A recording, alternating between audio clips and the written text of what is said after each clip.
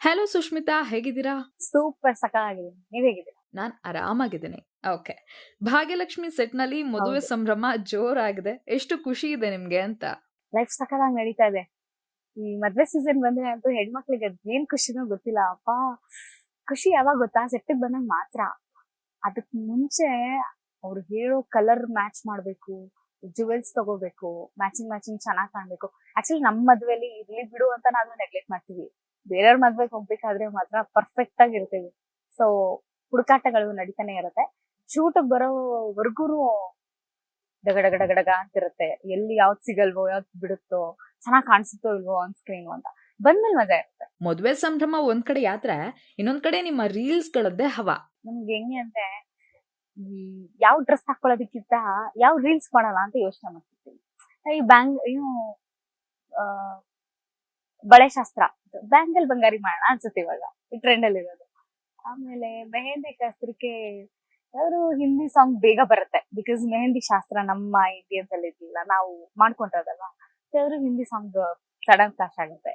ಆಮೇಲೆ ಮುಹೂರ್ತ ಅಂತ ಬಂದಾಗ ನನ್ನ ತಂಗಿಯ ಮದುವೆ ಅಂತ ಇವರೆಲ್ಲ ಹಾಡ್ತಾರ ಅಂತ ಎಕ್ಸ್ಪೆಕ್ಟ್ ಮಾಡ್ತಿರ್ತೀವಿ. ಹಿಂಗೆ ರಿಸೆಪ್ಷನ್ ಒಂಥರ ಸಾಂಗ್ಸ್. ಸೊ ರೀಲ್ಸ್ ಯಾವ್ದು ಮಾಡೋಣ ಅಂತ ಹುಡುಕ್ತಾ ಇದ್ವಿ ಆಕ್ಚುಲಿ. ಅದ್ರಲ್ಲೂ ಇತ್ತೀಚೆಗೆ ನಮ್ ಸುಷ್ಮಕ್ಕ ರೀಲ್ಸ್ ಮಾಡ್ತಾವ್ರಲ್ಲ, ಅದು ನಮ್ಗೆ ಬಹಳ ಖುಷಿ. ಮಾಡ್ತೀವಿ, ಮಾಡೋದಿರ್ಲಿ, ಬರ್ತಾನೆ ಇರ್ಲಿಲ್ಲ ಫೋಟೋಗೆ ಇದಕ್ಕೆ ಎಲ್ಲ. ಇತ್ತೀಚೆಗೆ ಸ್ವಲ್ಪ ಪರವಾಗಿಲ್ಲ. ಈ ಹಿಂದೆ ನೀವು ಹೆಚ್ಚು ರೀಲ್ಸ್ ಮಾಡ್ತಿರ್ಲಿಲ್ಲ, ನಾನ್ ಕಂಡ ಮಟ್ಟಿಗೆ. ಇತ್ತೀಚೆಗೆ ಹೆಚ್ಚು ರೀಲ್ಸ್‌ಗಳನ್ನ ಮಾಡ್ತಿರ್ತೀರಾ. ಯಾಕೆ ಟ್ರೆಂಡ್‌ನಲ್ಲಿ ಇರ್ಬೇಕು ಅಥವಾ ಅಪ್ಡೇಟ್ ಆಗಿರ್ಬೇಕು ಅಂತನಾ? ಅಥವಾ ಬೇರೆ ಏನಾದ್ರೂ ಕಾರಣಗಳಿದಾವ? ಅಪ್ಡೇಟ್ ಆಗ್ಬೇಕಂತಲ್ಲ, ಅವಾಗೆಲ್ಲ ಮಾಡ್ತಿರ್ಲಿಲ್ವಲ್ಲ ಇವರು. ಆ ಬೇರೆ ಬೇರೆ ಸೀರಿಯಲ್ಸ್ ಎಲ್ಲ ಮಾಡಿದಾಗ ಆ ಫೇಸ್ ಬೇರೆ ಇತ್ತು, ಈಗ ಬೇರೆ ಇದೆಯಲ್ಲ. ಈಗ ಏನೇ ಇದು ಹೊಸದು ಅಂತ. ಆಮೇಲೆ ಕೊಲಾಬ್ರೇಷನ್ಸ್ಗೆಲ್ಲ ಕಾಸ್ಟ್ಯೂಮ್ಸ್ ಇರುತ್ತಲ್ಲ, ಅದೆಲ್ಲ ಇತ್ತೀಚೆಗೆ ಪಾಪ ಅವ್ರುನು ಮಾಡ್ಕೋತಾ ಇದಾರೆ. ಏನು ಸ್ಯಾರಿ ಅಂತ ಪರ್ಚೇಸ್ ಮಾಡಿ ಪರವಾಗಿಲ್ಲ. ನೀವು ಕೊಲಾಬ್ ಮಾಡಿದ್ರೆ ಅವ್ರಿಗೂ ಒಂದು ಹೆಲ್ಪ್ ಆಗುತ್ತೆ. ನೀವ್ ಹಾಕಿದ್ರೆ ನಿಮ್ ಪ್ರೊಫೈಲ್ ಅಲ್ಲಿ ಹಾಕಿದ್ರೆ ಅವ್ರಿಗೆ ನೆಕ್ಸ್ಟ್ ಲೆವೆಲ್ ಅಲ್ಲಿ ಖುಷಿ ಆಗುತ್ತೆ.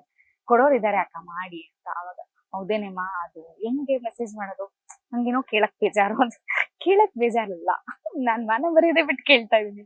ನೀನು ಪ್ಲೀಸ್ ಕೇಳು, ಬೇಡ ನೀನ್ ಕೇಳ್ಬೇಡ, ನಿನ್ ಪರವಾಗಿ ನಾನಾದ್ರೂ ಕೇಳ್ತೀನಿ ಅಂದ್ಬಿಟ್ಟು ಹಿಂಗೆ ಒಂದಷ್ಟು ಡಿಸ್ಕಷನ್ಸ್ ನಡೀತಾ ಇರುತ್ತೆ. ನಂಗೆ ಅವ್ರೆ ಅಪ್ಡೇಟ್ ಆಗ್ತಿರೋದೇ ಖುಷಿ ಆಗ್ತಾ ಇರೋದು. ಅಲ್ಲ, ಅಪ್ಡೇಟ್ ಅವ್ರು ಆಗ್ತಿಲ್ಲ, ನಾವು ಮಾಡ್ತಾ ಇದೀವಿ. ಮಾಡಿ ಮಾಡಿ ಮಾಡಿ ವೇದಿಕೆ ಕಾರ್ಯಕ್ರಮ, ರಿಯಾಲಿಟಿ ಶೋ, ಸಿನಿಮಾ, ಸೀರಿಯಲ್ ಎಲ್ಲಾದ್ರಲ್ಲೂ ನೀವೇ ಇರ್ತೀರಾ. ಹಾಗೆ ಬ್ಯಾಂಕ್ ಬ್ಯಾಲೆನ್ಸ್ ಕೂಡ ತುಂಬಾ ದೊಡ್ಡದಾಗಿರ್ಬೇಕು ಅಂತ ಅನ್ಸುತ್ತೆ. ಎಷ್ಟಿದೆ ಸುಷ್ಮಿತಾ ಅವರ ಬ್ಯಾಂಕ್ ಬ್ಯಾಲೆನ್ಸ್? ಆ ಇದು ಹೆಂಗೆ ಪ್ರಶ್ನೆ ಬರುತ್ತೆ ನಿಮ್ಗೆ? ಹೆಂಗೆಲ್ಲ ಕೇಳ್ಬೇಕು. ಆಯ್ತು, ಇವಾಗ ನಿಮ್ಮ ಸ್ಯಾಲ್ರಿ ಎಷ್ಟು? ಇವಾಗ ನೀವು ಎಲ್ಲಾ ಸೀರಿಯಲ್ಸ್ಗೂ ಬರೀ ನಮ್ ಭಾಗ್ಯಲಕ್ಷ್ಮಿ ಅಂತಲ್ಲ, ಕಲರ್ಸ್ ಕನ್ನಡದಲ್ಲಿ ಬರೋ ಎಲ್ಲಾ ಸೀರಿಯಲ್ಗೂ ಹೋಗ್ತೀರಾ. ಎಲ್ಲಾ ಸೀರಿಯಲ್ಗೂ ಕ್ಯಾಮ್ರಾನ ತಗೊಂಡ್ ಹೋಗ್ತೀರಾ. ಕ್ಯಾಮ್ರಾ ಅಸಿಸ್ಟೆಂಟ್ ಅಂತೆ, ಕ್ಯಾಮ್ರಾಮನ್ ಅಂತೆ, ನೀವಂತೆ, ನಿಮ್ ಜೊತೆ ಚಾನೆಲ್ ಅವ್ರ ಒಂದಷ್ಟು ಜನ ಟೀಮ್ ಅಂತೆ, ಎಲ್ಲ ಒಟ್ಟು ಎಷ್ಟು ಹಾಕಿದ್ವಿ? ಯೂಶಲಿ ಏನಾಗುತ್ತೆ, ಆರ್ಟಿಸ್ಟ್ ಗಳಿಗೆ ಈ ದೊಡ್ಡ ದೊಡ್ಡ ಸ್ಟಾರ್ಸ್ ಮತ್ತೆ ಹೀರೋಯಿನ್ಸ್ ನೆಲ್ಲ ಪಕ್ಕಕ್ಕಿಟ್ಟು ಈ ಸೀರಿಯಲ್ ಅಥವಾ ನಾವು ರಿಯಾಲಿಟಿ ಶೋ ಅಂತ ಬರೋದು ಏನಾಗುತ್ತೆ, ನಮಗೆ ಅವಕಾಶ ಸಿಗದೆ ಪಡ್ಕೊಂಡಿರ್ತೀವಲ್ಲ, ನಮಗೆ ಜಾಸ್ತಿ ಕೇಳಿದಾಗ ಎಲ್ಲ ಅವಕಾಶ ಮಿಸ್ ಆಗುತ್ತೋ ಅನ್ನೋ ಬ್ಯಾಲೆನ್ಸ್ ಅಲ್ಲಿ ಇರ್ತೀವಿ ಯಾವಾಗ್ಲೂ. ಸೊ ನಾವ್ ಹೈಪ್ ಆಗಿ ಫಸ್ಟಿಗೆನೆ, ಎಸ್ಪೆಷಲಿ ನಾನಂತೂ ಕೇಳೋದೇ ಇಲ್ಲ. ಫಸ್ಟಿಗೆ ಹೈಪ್ ಕೇಳಿ ಆಮೇಲೆ ಆಕ್ಚುಲಿ ಇತ್ತು ಆತರ. ನಾನ್ ಹಂಗೆ ಮಾಡ್ತಿದ್ದೆ. ಸರ್, ನಾನು ದಿನಕ್ಕೆ ಒಂದು 20 ತಗೋತೀನಿ ಸರ್ ಅಂತ. ಆಮೇಲೆ ಇಲ್ಲಮ್ಮ 20 ಆಗಲ್ಲ, ಒಂಚೂರು ಕಮ್ಮಿ ಮಾಡಿ. ಸರ್ ಒಂದ್ 18, ಇಲ್ಲ ಒಂಚೂರು ಕಮ್ಮಿ ಮಾಡಿ. ಒಂದು 15, ಇಲ್ಲ ಕಮ್ಮಿ ಮಾಡಿ. ಒಂದ್ 12 ಸರ್, ಇನ್ನೊಂಚೂರು ಕಮ್ಮಿ. Sir 8 sir last please sir. ಹಿಂಗೆ ಕಡಿಮೆ ಮಾಡ್ತಿದ್ದೆ. ಈಗ ಟ್ರೆಂಡ್ ಚೇಂಜ್ ಆಗ್ಬಿಟ್ಟಿದೆ, ನನ್ಗೆ ಗೊತ್ತಿಲ್ಲ. ಸರ್ ಅದು 20 ಸರ್, ಓಕೆ ಫೋನ್ ಮಾಡ್ತೀನಿ ಅಂತ ಫೋನ್ ಇಟ್ಬಿಡು, ಮಾಡೋದೇ ಇಲ್ಲ. ಅದಕ್ಕೆ ಸರ್ ನಿಮ್ ಬಜೆಟ್ ಎಷ್ಟಿದೆ ಹೇಳಿ ಸರ್, ಫಸ್ಟ್ ಯಾವ್ದಕ್ಕೆ ಏನೇನಿದೆ ಅದ್ರ ಮೇಲೆ ನಾನ್ ತಗೋತೀನಿ ಅಂತ ಹೇಳೋ ತರ ಆಗ್ಬಿಟ್ಟಿದೆ ಇವಾಗ. ಸೊ ಟ್ರೆಂಡ್ ಪದೇ ಪದೇ ಚೇಂಜ್ ಆಗ್ತಿರೋದ್ರಿಂದ we don't want, I personally don't want my place to be replaced. So ಅದಕ್ಕೆ ಚಾನ್ಸ್ ಕೊಡಕ್ ಹೋಗಿ ಮತ್ತೆ ಇದಾಗುತ್ತೆ ಅಂದ್ಬಿಟ್ಟು ಅದಕ್ಕೆ ತೀರಾ ₹2 ₹3 ಎಲ್ಲ ನಾನು ಕಾಂಪ್ರಮೈಸ್ ಆಗಲ್ಲ ಅನ್ಸ್ತಾರೆ. ಬಟ್ ಒಂದ್ ರೇಂಜಿಗೆ, ಬಿಕಾಸ್ ಅವಕಾಶಕ್ಕೆ ಸಿಕ್ಕಾಪಟ್ಟೆ ಕಷ್ಟಪಟ್ಟಿದೀವಿ. ಸೊ ಅದು ತುಂಬಾ ಇಂಪಾರ್ಟೆಂಟ್ ಆಗುತ್ತೆ. ಆಮೇಲೆ ಈ ಪ್ರೊಡ್ಯೂಸರ್ಸ್ ಮತ್ತೆ ಅವಕಾಶ ಯಾರು ಕೊಡ್ತಾರಲ್ಲ, ಅವ್ರು ನಮ್ಗೆ ದೇವ್ರು ಇದ್ದಂಗೆ. ಬಿಕಾಸ್ ನಮ್ಗಿಂತ ಸಕ್ಕತ್ತಾಗಿ ಟ್ಯಾಲೆಂಟ್ ಇರೋರು, ಬ್ಯೂಟಿಫುಲ್ ಆಗಿರೋರು ಮನೇಲಿ ಕೂತಿದ್ದಾರೆ ಇವತ್ತು. ಸೊ ಅವ್ರನ್ನೆಲ್ಲ ಕಂಪೇರ್ ಮಾಡಿದಾಗ ನಾವ್ ಲಕ್ಕಿ ಅನ್ಸುತ್ತೆ. ಸೊ ಆ ಅದೃಷ್ಟನ ಕಳ್ಕೊಳ್ಳೋದಕ್ಕಿಂತ ಉಳಿಸ್ಕೊಳ್ಳೋದೇ ಜಾಸ್ತಿ ಜವಾಬ್ದಾರಿ ಇರುತ್ತೆ. ಈ ಹಿಂದೆ ವರ್ಷಾನುಗಟ್ಲೆ ಒಂದೊಂದು ಧಾರಾವಾಹಿಗಳು ಪ್ರಸಾರವಾಗ್ತಿತ್ತು. ಈಗ ಆ ಟ್ರೆಂಡ್ ಮರೆಯಾಗ್ತಿದೆ. ಇಂಥ ಸಮಯದಲ್ಲಿ ಭಾಗ್ಯಲಕ್ಷ್ಮಿ ನೋಡುಗರಿಗೆ ಖುಷಿ ಕೊಟ್ಟಿದೆ, ಏನ್ ಹೇಳ್ತೀರಾ? ಆಕ್ಚುಲಿ ಸೀರಿಯಲ್ಸ್ ಇವಾಗ ಅಷ್ಟೊಂದು ಉದ್ದ ಲ್ಯಾಗ್ ಆಗೋದು ಯಾರು ನೋಡಲ್ಲ ಅಂತಾರಲ್ಲ, ಆಕ್ಚುಲಿ ಲ್ಯಾಗ್ ಆಗ್ತಿಲ್ಲ, ಎಲ್ಲ ಫಟ್ ಫಟ್ ಫಟ್ ಫಟ್ ಫಟ್ ಫಟ್ ಅಂತ. ಆಮೇಲೆ ಲೊಕೇಶನ್ ಪಟ ಪಟ ಅಂತ ಚೇಂಜ್ ಆಗ್ತಿದೆ, ಆಂಗಲ್ಸು ಚೇಂಜ್ ಆಗ್ತಿದೆ.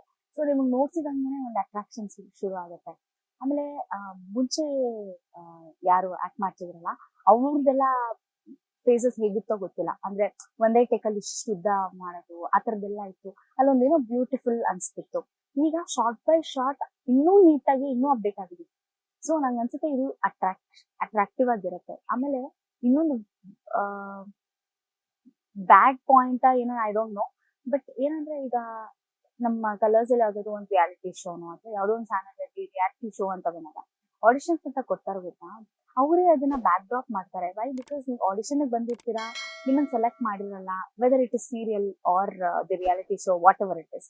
ಆಯ್ತಾ, ಈಗ ಯಾವ್ದೋ ಒಂದು ಸೀರಿಯಲ್ ಓಕೆ ಬನ್ನಿ ಆಡಿಷನ್ ಮಾಡ್ತೀವಿ, ನೀವು ಯಾವ್ದೋ ಒಂದು ಆಂಗಲ್ ಅಲ್ಲಿ ನಮ್ಗೆ ಓಕೆ ಆಗಿರಲ್ಲ, ಅಥವಾ ನಿಮ್ಗೆ ಯಾವ್ದೋ ಒಂದು ಲ್ಯಾಂಗ್ವೇಜ್ ಸ್ಲ್ಯಾಂಗ್ ನಮ್ಗೆ ಓಕೆ ಆಗಿರಲ್ಲ ಆ ಒಂದು ಪಾತ್ರಕ್ಕೆ, ದಟ್ ಡಸನ್ ಮೀನ್ ನಿಮ್ಮನ್ನ ರಿಜೆಕ್ಟ್ ಮಾಡ್ತಿದೀವಿ ಅಂತಲ್ಲ, ಆ ಪಾತ್ರಕ್ಕೆ ನೀವು ಸೂಟ್ ಆಗಲ್ಲ ಅಂತ ಹೇಳಿ ಕಳ್ಸಿರ್ತಾರೆ. ಅದನ್ನ ಅವರು ಬೇರೆ ತರನೇ ಸೋಷಿಯಲ್ ಮೀಡಿಯಾ ಇದೆ ಅಂದ್ಬಿಟ್ಟು ನಮ್ದೊಂದು ಪರ್ಸನಲ್ ಅಕೌಂಟ್ ಇದೆ, ನಾನು ಏನ್ ಬೇಕಾದ್ರೆ ಹಾಕ್ಬೋದು ಅನ್ನೋ ಕಾರಣಕ್ಕೆ ಈ ಚಾನಲ್ ಹೆಸರನ್ನ ತಗೊಂಡು ಇಂಥ ಚಾನಲ್ಲು ನನಗೆ ಸೆಲೆಕ್ಟ್ ಮಾಡಿಲ್ಲ, ಒಳ್ಳೆಯವ್ರಿಗೆ ಬೆಲೆ ಇಲ್ಲ, ಏನೋ ಟ್ಯಾಲೆಂಟಿಗೆ ಬೆಲೆ ಇಲ್ಲ ಅನ್ನೋದು ತಪ್ಪು. ಇಲ್ಲಿ ಸಿಗದೆ ಇರ್ಬೋದು, ಬೇರೆ ಕಡೆ ಸಿಗ್ಬೋದು. ಅಥವಾ ನೀನ್ ಒಂದೇ ಪ್ರಯತ್ನ ಮಾಡಿರೋದಾಗ ನಾವ್ 10 ಪ್ರಯತ್ನ ಮಾಡಿದ್ರು ಒಂದು ಮಾತಾಡ್ತಿರ್ಲಿಲ್ಲ, ಅಯ್ಯೋ ನಾನು ಏನೋ ಮಿಸ್ಟೇಕ್ ಮಾಡ್ತಿದ್ದೀನಿ ಅನ್ಸುತ್ತೆ, ಏನೋ ಮಿಸ್ಟೇಕ್ ಮಾಡ್ತಿದ್ದೀನಿ ಅನ್ಸುತ್ತೆ ಅನ್ನೋ ತರ ಇತ್ತು. ನಾನೇನ್ ಹಳೆ ಕಾಲದವಳು ಅಂತ ಹೇಳ್ತಿಲ್ಲ, ನಾನು ಈಗ ಬಂದೆ ಒಂದ್ 8 ವರ್ಷ 9 ವರ್ಷ ಫಿಕ್ಸ್ ಆಗಿ.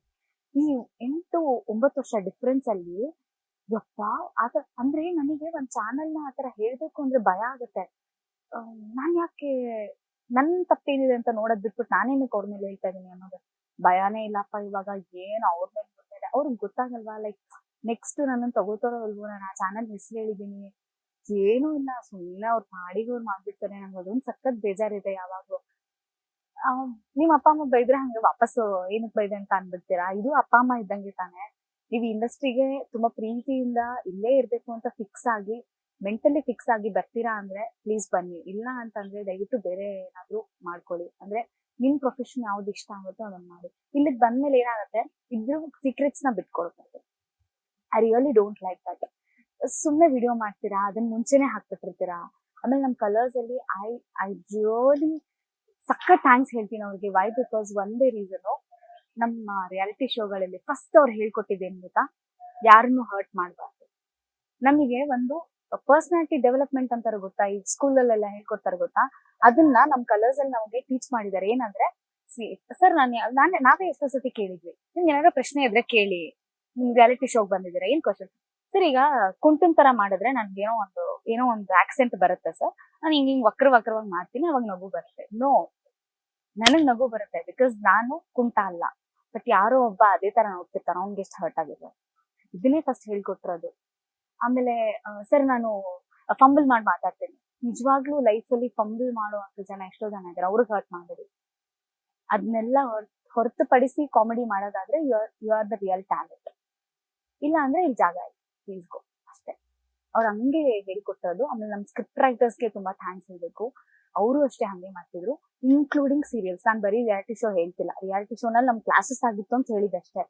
ಥ್ರೂ ಔಟ್ ದ ಕಲರ್ಸ್ ಇದ್ರಲ್ಲಿ ಇದೇ ನಡ್ಕೊಂಡ್ ಬಂದಿರೋದು. ನಾನ್ ಬಂದಿರೋ 9 ವರ್ಷ ಆಯ್ತು ನಾನು ಬಂದಾಗಿಂದ ಇದೇ ನಡೀತಿರೋದು. ಅದಕ್ಕೆ the best part in colours ಅಂದ್ರೆ ಅದೇ, we are not hurting any one. ಅಲ್ಲಿ ಇಲ್ಲಿ ಡಬಲ್ ಮೀನಿಂಗ್ ಇರಬಹುದು, ದಟ್ ಡಸಂಟ್ ಮೀನ್ ದಟ್ ನಿಮ್ಗೆ ಹರ್ಟ್ ಮಾಡ್ತಿದೀವಿ ಅಂತಲ್ಲ. that's a big plus point for us. ನಾವು ಕಲ್ತಿರೋದೇ. ಮುಂಚೆ ಎಲ್ಲ ಅವಕಾಶಗಳಿಗೆ ತುಂಬಾ ಕಷ್ಟ ಇತ್ತು, ಆದ್ರೆ ಈಗ ಹಾಗೆಲ್ಲ. ಯಾಕಂದ್ರೆ ಸೋಷಿಯಲ್ ಮೀಡಿಯಾ ಮೂಲಕ ಇವತ್ತು ಯಾರು ಬೇಕಾದ್ರೂ ಸ್ಟಾರ್ ಆಗ್ಬೋದು. ಸೊ ಈ ಬಗ್ಗೆ ನೀವೇನ್ ಹೇಳ್ತೀರಾ? ಯಾಕಂದ್ರೆ ನೀವೆಲ್ಲರೂ ಕೂಡ ಅವಕಾಶಗಳಿಗೆ ತುಂಬಾ ಕಷ್ಟಪಟ್ಟಂತವ್ರು, ಆದ್ರೆ ಈಗ ಆ ರೀತಿಯಾಗಿ ಕಷ್ಟಪಡುವಂತ ಅಷ್ಟಾಗಿ ಕಷ್ಟ ಏನೂ ಇಲ್ಲ. ಸೊ ಈ ಬಗ್ಗೆ ನಿಮ್ಮ ಅಭಿಪ್ರಾಯ ಏನು? ಕಲರ್ಫುಲ್ ಆಗಿದೆ, ಕಲರ್ಸ್ ಅಲ್ಲಿ ಇನ್ನೂ ಕಲರ್ಫುಲ್ ಬಂದಿದೆ. ಸೀರಿಯಸ್ಲಿ ನಾನು ಅದನ್ನೇ ನೋಡ್ಸಿದ್ದೆ. ಈ ಕ್ಯಾಮ್ರಾ ಕ್ಲಾರಿಟಿ ಬಗ್ಗೆ ಎಲ್ಲ ನಮ್ಗೆ ಅಷ್ಟು ಐಡಿಯಾ ಇರಲ್ಲ, ಸಕ್ಕಾಗಿದೆ ಸರ್, ಹೆಂಗ್ ಸರ್ ಇಷ್ಟು ಕಲರ್ಫುಲ್ ಆಗಿ ಹಿಂದೆ ಇರೋದನ್ನ ಬ್ಲರ್ ಮಾಡಿ ಮುಂದೆ ಇರೋದನ್ನ ಮಾತ್ರ ಹೈಲೈಟ್ ಮಾಡಿ ಯಾವ್ದು ಬೇಕೋ ಅದನ್ನ ಮಾತ್ರ ತೆಗೆದು. ಆಮೇಲೆ ಈ ಪೇಪರ್ ವರ್ಕ್ ಸಿಕ್ಕಾಪಟ್ಟೆ ಜಾಸ್ತಿ ಇದೆ ಈ ಪೋರ್ಷನ್ ಅಲ್ಲಿ. ಪೇಪರ್ ವರ್ಕ್ ಬಿಕಾಸ್ ನೀವು ಕಂಪ್ಲೀಟ್ ಟೇಬಲ್ ವರ್ಕ್ ಮಾಡಿನೇ ಆಮೇಲೆ ಫ್ಲೋರ್ ಬರ್ತಿರೋದು. ಬಿಕಾಸ್ ಎಲ್ಲಾ ಆರ್ಟಿಸ್ಟ್ ಇದೀವಿ ಒಂದು, ಆಮೇಲೆ ತುಂಬಾ ಕಡಿಮೆ ಟೈಮ್ ಇದೆ. ಆಮೇಲೆ ನಾವು ಒಂದು ರೆಸಾರ್ಟ್ಗೋ ಅಥವಾ ಎಲ್ಲೋ ಒಂದ್ ಕಡೆ ಶೂಟ್ ಮಾಡ್ತೀವಿ ಅಂದ್ರೆ ಟೈಮ್ ಲಿಮಿಟ್ ಇರುತ್ತೆ. ಸೊ ಈಗ ಆಷಾಢ ಆಗಿರೋದ್ರಿಂದ ಲಿಟಲ್ ಓಕೆ, ಇಲ್ಲ ಅಂದ್ರೆ ತುಂಬಾ ರಶ್ ಇರುತ್ತೆ. ಯಾವಾಗ್ಲೂ ಏನಾದ್ರು ಒಂದು ಪ್ರೋಗ್ರಾಮ್ಸ್ ಇರುತ್ತೆ, ನಾವು ಫ್ರೀಯಾಗಿ ಮಾಡಕ್ಕಾಗಲ್ಲ. ಈ ಯಾವ ಒಂದು ರಿಸ್ಟ್ರಿಕ್ಷನ್ಸ್, ಆ ಒಂದು ಕಾಂಪ್ಯಾಕ್ಟ್ ಸ್ಪೇಸ್ ಅಲ್ಲೇ ನಾವು ಮಾಡ್ತಿದೀವಿ.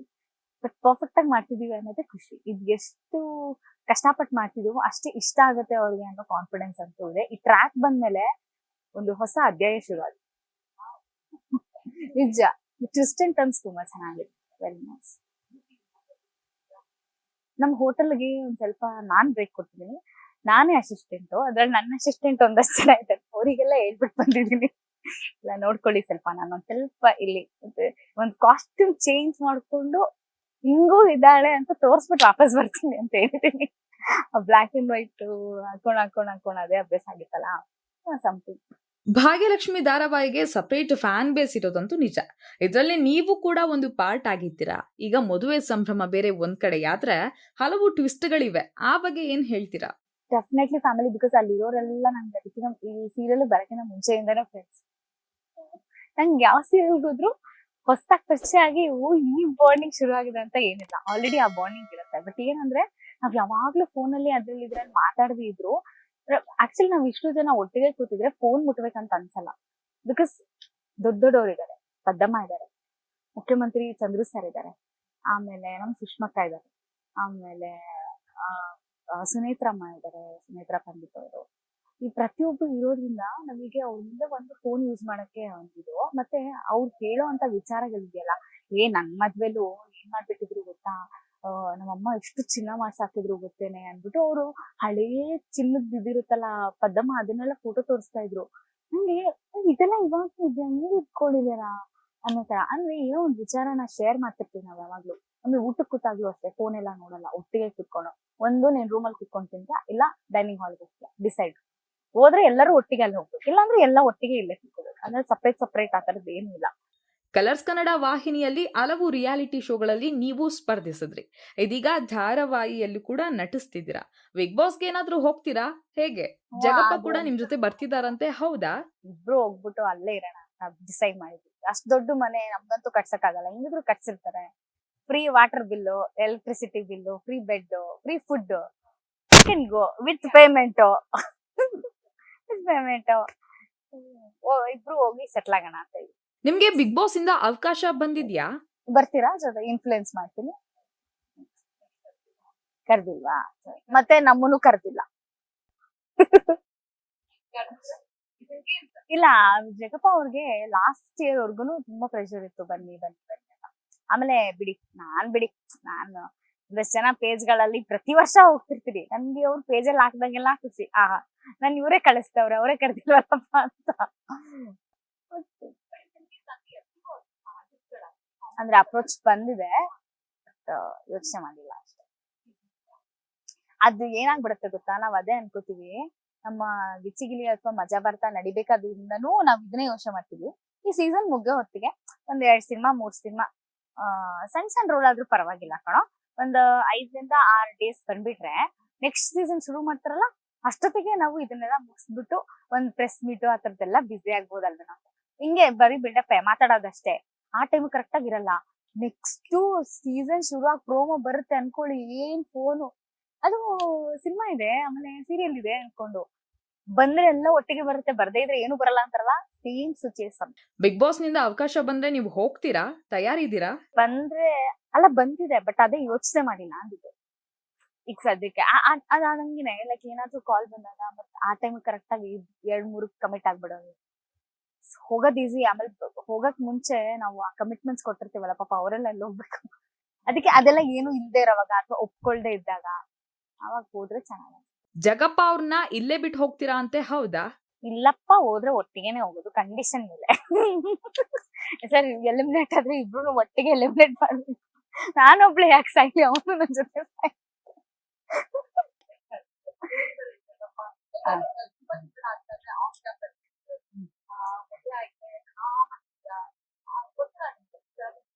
ಹೆಂಗ್ ಅನ್ಕೊಂಡ್ರಿ ಆರಾಮಾಗಿರಿ? ನೀವು ಹಾಗೂ ಜಗಪ್ಪ ಇಬ್ರು ಪ್ರೀತಿಸಿ ಮದ್ವೆ ಆಗಿದ್ರ. ಮದ್ವೆ ಆಗೋಕ್ ಮುಂಚೆ ಯಾವಾಗ ಮದ್ವೆ ಅಂತಾರೆ, ಆದ್ಮೇಲೆ ಗುಡ್ ನ್ಯೂಸ್ ಯಾವಾಗ ಅಂತಾರೆ.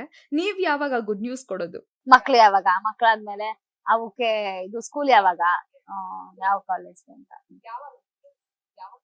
ಗುಡ್ ನ್ಯೂಸ್ ಇನ್ನ ಸಿಗುತ್ತಿಲ್ಲ. ಬಟ್ ಆಲ್ರೆಡಿ ಒಂದ್ ಗುಡ್ ನ್ಯೂಸ್ ಮದ್ವೆ ಆಗಿ ಕೊಟ್ಟಿದೀವಲ್ಲ. ಲವ್ ಮಾಡೋರ್ನ ಮದ್ವೆ ಆಗೋದು ಎಷ್ಟ್ ಕಷ್ಟ ಗೊತ್ತಾ? ಮತ್ತೆ ಅವ್ರನ್ನ ಪಡ್ಕೊಳ್ಳೋದು ಎಷ್ಟ್ ಕಷ್ಟ ಗೊತ್ತಾ? ಮನೆಯವ್ರನ್ನೆಲ್ಲ ಒಪ್ಸೋದ್ ಎಷ್ಟ್ ಕಷ್ಟ ಗೊತ್ತಾ? ದುಡ್ಡು ಹೊಂದ್ಸೋದ್ ಎಷ್ಟ್ ಕಷ್ಟ ಗೊತ್ತಾ? 4 ಜನಕ್ಕೆ ಊಟ ಹಾಕಕ್ ಅಂತ ನಾವು ಹಿಂದೆ ಸಾಲ ಮಾಡಿರ್ತೀವಲ್ಲ ಅದೆಷ್ಟ್ ಕಷ್ಟ ಗೊತ್ತಾ? ಅದಕ್ಕೆ ಹೋಗಿ ಬಡ್ಡಿ ಕಟ್ತಾ ಇದೀನಲ್ಲ ಅದೆಷ್ಟ್ ಕಷ್ಟ ಗೊತ್ತಾ? ಅದಾದ್ಮೇಲೆ ಒಂದ್ ಕಾರ್ ತಗೊಂಡಿದೀನಲ್ಲ ಅದಕ್ಕೆ ಎಷ್ಟ್ ಕಷ್ಟ ಗೊತ್ತಾ? ಆಮೇಲೆ ಮನೆ ತಗೋಬೇಕು ಅಂತ ಫ್ಯೂಚರ್ ಪ್ಲಾನ್ ಮಾಡ್ತಾ ಇದೀವಲ್ಲ ಅದಕ್ಕೆ ಎಷ್ಟ್ ಕಷ್ಟ ಗೊತ್ತಾ? ಈಗ ಆ ಮಗು ಬಂದು ಅದಕ್ಕೆ ಲಾಲ್ನೆ ಪಾಲ್ನೆ ತೊಟ್ಲು ಏನೋ ಲಾಲಿಪಾಪು ಅನ್ಕೊಂಡು ಓಡಾಡ್ತಿದೀವಿ ಅದಕ್ಕೆ ಎಷ್ಟ್ ಕಷ್ಟ ಗೊತ್ತಾ? So it's all plannings. ನೀವು ಅದ್ದೂರಿಯಾಗಿ ಮದ್ವೆ ಆದ್ರಿ ಅನ್ನೋದು ಎಲ್ರಿಗೂ ಗೊತ್ತಿತ್ತು. ಇನ್ನು ಬಡ್ಡಿ ಕಟ್ತಿದ್ದೀರಾ ಮಾಡಿದ ಸಾಲಕ್ಕೆ ಅನ್ನೋದು ಯಾರಿಗೂ ಗೊತ್ತಿರ್ಲಿಲ್ಲ ನೋಡಿ. ನೋಡಿ ಅದೇ ಒಳಗಿನ ಸೀಕ್ರೆಟ್ ಇಷ್ಟೇ. ನೋಡೋರ್ಗೆ ವಾವ್ ಅನ್ಸುತ್ತೆ, ನಮ್ಗೆ ಯವ್ವಾ ಅನ್ಸುತ್ತೆ. ತಿಂಗಳ 1ನೇ ತಾರೀಕು ಬಂದ್ರೆ ಜೀವ ಡಗ ಡಗ ಡಗ ಅನ್ಸುತ್ತೆ. ಬಿಕಾಸ್ ನಮ್ದಂತೂ ಪರ್ಮನೆಂಟ್ ಜಾಬ್ ಅಲ್ಲ. ಈ ಬೇರೆ ಕಂಪನಿಯಲ್ಲಾಗ್ಲಿ ಅಥವಾ ಎಲ್ಲಾದ್ರೂ ಗಾರ್ಮೆಂಟ್ಸ್ ಆಗ್ಲಿ ನಾವ್ ಹೋಗ್ತಿದೀವಿ ಅಂತಂದ್ರೆ ಓಕೆ ತಿಂಗ್ಳಿಗೆ ಇಷ್ಟ ಬರತ್ತಪ್ಪ, ಇಷ್ಟ ದಿನ ನಾನ್ ಕೆಲಸ ಮಾಡಿದೀನಿ, ಇಷ್ಟ ದಿನ ನಾನೇ ರಜಾ ತಗೊಂಡಿರೋದು. ಈಗ ಅಕಸ್ಮಾತ್ ನಾವೇ ರಜಾ ತಗೊಂಡ್ರೆ ನಮ್ಗೆ ಗೊತ್ತಿರುತ್ತೆ ಅವ್ನಿಗೆ ಇದು ಕಟ್ ಆಗಿರುತ್ತೆ, ಇನ್ ಮಿಕ್ಕಿದ್ ಇಷ್ಟ ಬರುತ್ತೆ, ಇಷ್ಟ ಕಮಿಟ್ಮೆಂಟ್ಸ್ ಇದೆ ಅಂತ. ನಾವ್ ಹೇಳಲ್ವಾ ಲೈಕ್ ಈಗ 1 ಕೋಟಿ ತಿಂಗ್ಳಿಗೆ ಬರುತ್ತೆ ಅವ್ನಿಗೆ ಇನ್ಕಮ್ ಅಂದ್ರೆ ಅವನಿಗೆ ಮಿನಿಮಮ್ ಅಂದ್ರೂ 99 ಅವ್ನಿಗೆ ಪಕ್ಕಾ 99% ಕಮಿಟ್ಮೆಂಟ್ಸ್ ಇರುತ್ತೆ. ಎಷ್ಟ್ ದುಡಿತೀವೋ ಅಷ್ಟ್ ಕಮಿಟ್ಮೆಂಟ್ಸ್ ಇದ್ದೆ ಮಾಡ್ಕೊಂಡ್ಬಿಟ್ಟಿರ್ತೀವಿ. ನಮ್ದು ಹಂಗೇನೆ ಒಂಥರಾನೇ, ನಾನು ಒಂಥರಾನೇ ಕಾಟ ಕೊಡೋದ್ ಜಾಸ್ತಿ. ನಂಗೆ ಯಾರಾದ್ರೂ ಖುಷಿಯಾಗಿದ್ರೆ ಇಷ್ಟ ಆಗಲ್ಲ. ಅಂದ್ರೆ ಒಂದ್ ಸ್ವಲ್ಪ ಅಯ್ಯೋ ಯಾಕಾದ್ರೂ ಬಂದು ಅಂತ ಹೇಳ್ಬೇಕು ಒಂದ್ 4 ಜನ ನಂಗೆ ಒಂದ್ ಖುಷಿ. ಓಕೆ ಒಂದ್ ಕಾಟ ಕೊಡ್ತೀನಿ, ಸೆಟ್ಟಲ್ ಕೊಡ್ತಿರ್ತೀನಿ ನಮ್ ಕ್ಯಾಮ್ರಾಮನ್ ಸರ್ಗೆ. ಆಮೇಲೆ ಜಾಸ್ತಿ ಕೊಡಕ್ ಹೋಗ್ಬಾರ್ದು, ಯಾಕೆ ಹೇಳಿ ಆಮೇಲೆ ಫೋಕಸ್ ಔಟ್ ಮಾಡ್ಬಿಟ್ರೆ. ಸೊ ಆಮೇಲೆ ರೈಟರ್ ಸರ್ಗೆಲ್ಲ ಬಹಳ ರೆಸ್ಪೆಕ್ಟ್ ಕೊಡ್ತೀನಿ. ಆಮೇಲೆ ಡೈಲಾಗ್ ಕಟ್ ಮಾಡ್ಬಿಟ್ರೆ ಅದಕ್ಕೆ ಒಂದ್ ರೇಂಜ್ ಕೊಡ್ತೀನಿ, ಆದ್ರೂ ಬಿಡಲ್ಲ. ಈಗ ನಮ್ ಸುಷ್ಮಕ್ಕನ್ ತರ ಎಲ್ಲ ನಾನ್ ಕೊಡಲ್ಲ. ಭಗವಂತ. ಹೌದಾ? ಸುಷ್ಮಾ ಅವರು ಅಷ್ಟೊಂದು ಕಾಟ ಕೊಡ್ತಾರಾ ನಿಮ್ಗೆಲ್ಲ? ಅದು ಒಂಥರ ಕ್ಯೂಟ್ ಚೇಷ್ಟೆ ಅದ್ರದ್ದು. ಅವ್ರ ಸಖತ್ತು ಆಕ್ಟಿವ್. ನಂಗೆ ಗೊತ್ತಿರ್ಲಿಲ್ಲ ಸೆಟ್ಟಿಗೆ ಬಂದ್ಮೇಲೆ. ಪರಿಚಯ ಆಯ್ತು, ಮುಂಚೆ ಎಲ್ಲ ಮಾತಾಡಿದ್ರೆ ತುಂಬಾ ಹಾಯ್ ಸುಷ್ಮಾ ಹೇಗಿದ್ದೀರಾ ಅಂತ. ಇಲ್ಲಿ ಏನ ಬರ್ಯಾ ನೋಡು ನಿಂಗೆ ಒಂದ್ ಸೀನ್ ಬರ್ಸಿದೀನಿ ಓಕೆರಾ ಅಂತ. ಅಕ್ಕ ನೀನ್ ಬರ್ಸಿದ ಅಕ್ಕ? ಮತ್ತೆ ನಿನ್ ಯಾರು ಕರೀತಾರೆ? ನಾನೇ ಬರ್ಸಿರೋದು ಇನ್ಫ್ಲೂಯೆನ್ಸ್ ಕೊಟ್ಟು ಅಂತಾರೆ. ಅಕ್ಕ ನನಗೆ ಹೇಳ್ದೆ ಸರಿ ಅಕ್ಕ, ದೊಡ್ಡವ್ರಿಗೆ ಹೇಳ್ಬಿಟ್ಟೆ ಅಕ್ಕ. ಹೇಳ್ತೀನಿ ಅವ್ರಿಗೂ ಒಂದೊಂದ್ಸರಿ. ಮಜಾ ಒಂಥರ. ಅವಳು ಆಶಾ ಒಂಥರ, ಸಾರಿ ಪೂಜಾ ಕ್ಯಾರೆಕ್ಟರ್ ಅವಳೊಂಥರ, ಪದ್ಮ ಒಂಥರ, ಸುನೇತ್ರಾ ಪಂಡಿತ್ ಅವ್ರ ಒಂಥರ, ಸುಮಿತ್ರಾ ಇದ್ರ ಅವ್ರಿಗೆಲ್ರೂ ಇಮಿಟೇಟ್ ಮಾಡ್ತಾರೆ. ನಮ್ ಪೂಜಾ ಅವ್ರ ಅಮ್ಮ ಕ್ಯಾರೆಕ್ಟರ್ ನೋಡಲ್ಲ, ಎಲ್ಲಾರು ಇಮಿಟೇಟ್ ಮಾಡ್ತಾರೆ. ನಮ್ ಡೈರೆಕ್ಟರ್ ಇಂದ ಹಿಡಿದು ನಮ್ಮಿಂದ ಹಿಡಿದು ನಮ್ ಗುಂಡ ಇಂದ ಹಿಡಿದು ಎಲ್ಲರೂ ಇಮಿಟೇಟ್ ಮಾಡ್ತಾರೆ. ಅವರು ಒಂಥರ ಲವ್ಲಕ್ಕೆ ಲಕ ಅಂತಿರ್ತಾರೆ. ಆಮೇಲೆ ಸೆಟ್ಟಿಗೆ ಯಾವಾಗ್ಲೂ ಒಂದಷ್ಟು ಮಿಕ್ಸ್ಚರ್ಸ್ ಅದು ಇದು ಎಲ್ಲಾ ತಂದಿರ್ತಾರೆ. Bakery items ತಂದಿರ್ತಾರೆ. ಒಂಥರ ಮಜವಾಗಿರುತ್ತೆ ನಮ್ ಸೆಟ್. ನಟಿಯರು ಅಂದ್ಮೇಲೆ ಈ ಕಾಸ್ಟ್ಯೂಮ್ಸ್ಗೆ ಹೆಚ್ಚಾಗಿ ಇನ್ವೆಸ್ಟ್ ಮಾಡೋದು ಇದ್ದೇ ಇರುತ್ತೆ ಅಲ್ವಾ? ನೀವ್ ಹೇಗ್ ಮ್ಯಾನೇಜ್ ಮಾಡ್ತೀರಾ ಅದನ್ನ? ನೋಡಿ, ಮುಂಚೆ ಒಂದು 1000 ರೂಪಾಯಿಗೆ 999 ರೂಪಾಯಿ ಬಟ್ಟೆಗೆ ಖರ್ಚು ಮಾಡ್ಬಿಟ್ಟಿದೆ ಮುಂಚೆ. ಬಟ್ ನಾವು ದೇವತಾ ಮನುಷ್ಯರು ಒಂದಷ್ಟು ಜನ ಬಂದಿದ್ದಾರೆ. ಯಾವಾಗ? ನಮ್ ಲಾಕ್ಡೌನ್ ಬಂದಾಗ ಈ ಕೊಲಾಬ್ರೇಷನ್ ಅನ್ನೋ ಕಾನ್ಸೆಪ್ಟ್ ಬಂದ್ಮೇಲೆ ನಮಗ್ ದೇವ್ರ ತರ ಕಾಣಿಸ್ಬಿಟ್ರು ಸೀರಿಯಸ್ಲಿ. ಅವರಿಗೆ ಒಂದು ಮ್ಯೂಚುವಲ್ ಬಾರ್ಟರ್ ಸಿಸ್ಟಮ್ ನಡೆಸ್ತಾ ಇದೀವಿ ನಾವು. ಏನಂದ್ರೆ ಅವ್ರು ನಮಗೆ ಸ್ಯಾರಿ ಕಳ್ಸಿದ್ರೆ ನಾವು ಅವ್ರಿಗೆ ಪ್ರಮೋಷನ್ ಮಾಡ್ತೀವಿ. It is like barter system. Again ನಾವು ಹಳೆ ಕಾಲಕ್ಕೆ ಹೋಗ್ಬಿಡ್ತೀವಿ. No money nothing. You give me respect and sari, I give you respect and promotion. ಇದರ so give and take barter system ನಡೀತಿರೋದ್ರಿಂದ ತುಂಬಾ ಜನ ಅಲ್ಲ ಸೀರಿಯಸ್ ಆನ್ ಸೀರಿಯಸ್ ನಾವು ತುಂಬಾ ಜನಕ್ಕೆ ಇದು ಸಿಕ್ಕಾಪಟ್ಟೆ ಹೆಲ್ಪ್ ಆಗಿದೆ, ನಮ್ಮ ಆರ್ಟಿಸ್ಟ್ಗೆ ಎಸ್ಪೆಷಲಿ. ಸೊ ನಾನ್ ಅದಕ್ಕೆ ಲೈಕ್ ಅದಕ್ಕೂ ಪೇಮೆಂಟ್ ಇಸ್ಕೊಂತಾರೆ ಕೆಲವರು ಮೇಡಮ್ ಅಂತ ಎಲ್ಲ ಮೆಸೇಜ್ ಮಾಡ್ತಿರ್ತಾರೆ.